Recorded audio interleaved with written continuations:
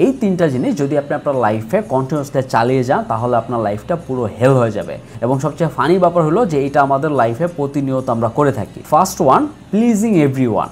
সবাইকে খুশি করা, সবার কাছ থেকে অ্যাপ্রুভাল নেওয়া, সবার কাছ থেকে ভ্যালিডেশন নেওয়া, এই যে কনসেপ্টটা এইটা আমরা কিন্তু বেশিরভাগ সময় করে থাকি। আপনি কখনোই সবাইকে হ্যাপি করতে পারবেন না এবং এই সত্যটা আপনার মেনে চলতে হবে। তো আপনি যদি সবার কাছ থেকে ভ্যালিডেশন চান বা আপনি যদি সবাইকে প্লিজ করতে চান তখন দেখবেন যে কখনোই আপনি 100% সবাইকে সন্তুষ্ট করতে পারবেন না এবং সবাইকে খুশি করতে গিয়ে আপনার নিজের হ্যাপিনেসটা বা আপনার নিজের জন্য যেটা ভালো হতো সেটা আপনি কখনো ধরতেই পারবেন না। আর সেকেন্ড হলো যে waiting for the right time. আপনার অলওয়েজ মনে হবে যে আমার যখন রাইট টাইম হবে তখন আমি শুরু করবো, আমার যখন রাইট টাইম হবে তখন আমি ভিডিও মেক করা শুরু করবো, ফ্রিল্যান্সিং করা শুরু করবো, বিজনেস করা শুরু করবো, জব করা শুরু করবো।